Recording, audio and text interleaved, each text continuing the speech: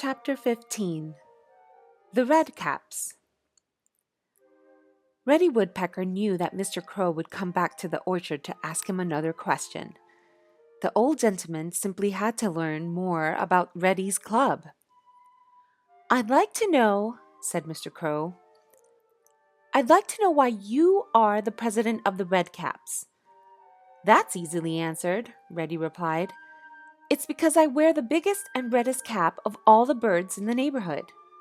Mr. Crow puzzled over the matter for a time. "I don't understand what difference your cap makes," he said at last. "I've been thinking about joining the club, and I have no red cap." "That's true, Mr. Crow," Reddy agreed. "And that's the reason why you can't join my club. Nobody that doesn't wear a red cap can be a member of the Redcaps." Mr. Crow looked daggers at him. "Humph!" cried the old gentleman. "I've been thinking about joining the club, but I've decided not to do it." Reddy Woodpecker smiled at him, and for some reason Mr. Crow became angry. "How many members has your club?" he squawked. "One," Reddy told him. "Ha!" the old fellow exclaimed. "You can't have a club with only one member." "I expect that several of the neighbors will join the Redcaps tomorrow," said Reddy Woodpecker. "They're only waiting for an invitation." "Let me see," Mr. Crow murmured. "There's your cousin, Mr. Flicker. He wears a red patch on the back of his head, but you can't call it a cap." "I call it a cap," Reddy Woodpecker told him. "Mr. Flicker is going to get an invitation." Mr. Crow then muttered something about cousins and added something more about birds of a feather flocking together.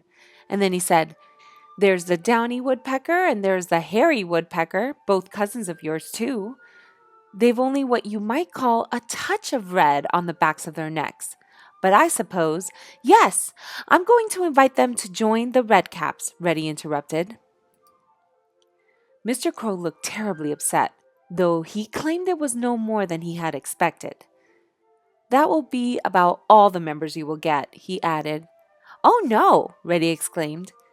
"You forget Mr. Sapsucker. He has a scarlet crown. I'll want him." Mr. Crow swallowed hard a few times but said nothing. "Then there's the ruby-crowned kinglet," Reddy went on. "He's going to have an invitation, and so is Mr. Kingbird." "Not Mr. Kingbird," spluttered old Mr. Crow. "His crown is orange-colored." "It's red enough for me," Reddy retorted. "And of course I'll ask little Mr. Chippy to join us." "Nonsense!" cried Mr. Crow. "His cap is only chestnut-colored." "It's red enough for me," Reddy Woodpecker repeated in a firm voice. "My goodness!" Mr. Crow squalled. "I suppose you'll ask the whole wood thrush family too, and their cousin Mr. Veery. Their heads are reddish." "No, they're too brown for me," Reddy Woodpecker decided, to Mr. Crow's great relief.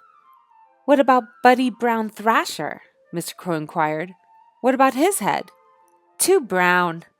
"Well," said old Mr. Crow, "I'm glad to see you have a little sense.